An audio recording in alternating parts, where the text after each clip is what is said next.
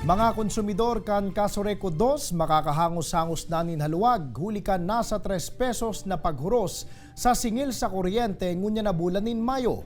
Yan asin iba pang detalye aramon ta sa pagtutok live ni Chris Novelo. Chris.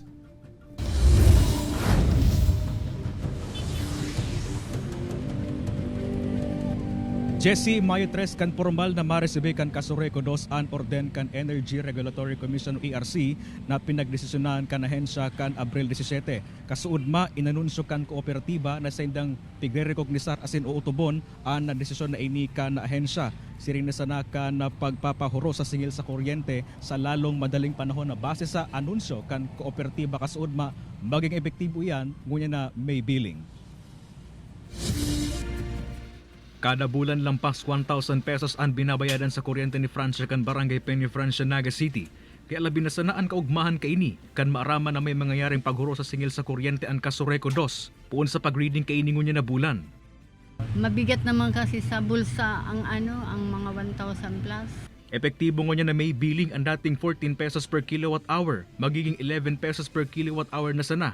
Para sa residential, 10 pesos per kilowatt hour na sa naman sa low voltage, ang dating 13 pesos per kilowatt hour, asin 9 pesos per kilowatt hour na sana ang dating 12 pesos per kilowatt hour sa high voltage.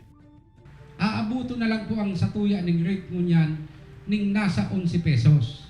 Ibabalik ta po duman sa pinakahababang rate. Ako kan Kasoreco 2 Management and Board ang responsibilidad sa pagpautob pong kainig. Ini makalis ang ipinalawas na desisyon kan ERC na nagsusugo sa kooperatiba na tulos na implementar ang mas babang singil sa kuryente. Piglalaoman naman kan kooperatiba na maagi pa sa halawig na legal na proseso ang paghagad ninda nin refund sa power supplier.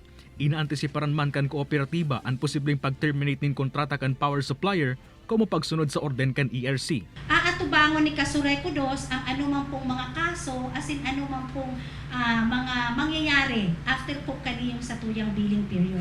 Nagpuon ang nasambitan ng lakdang makalis madiskubre kan ERC na paso na palan ang kontrata sa pagultanan kan Kasoreco 2. Asin saro kay ning power supplier puun pa kan taong 2015.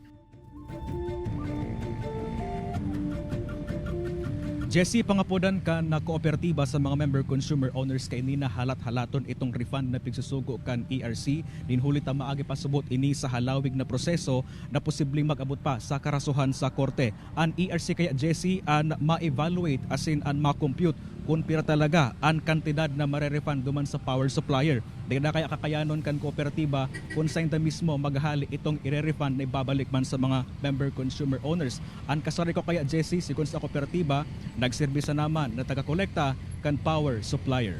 Jesse. Alright, Josh Mabalos, Chris.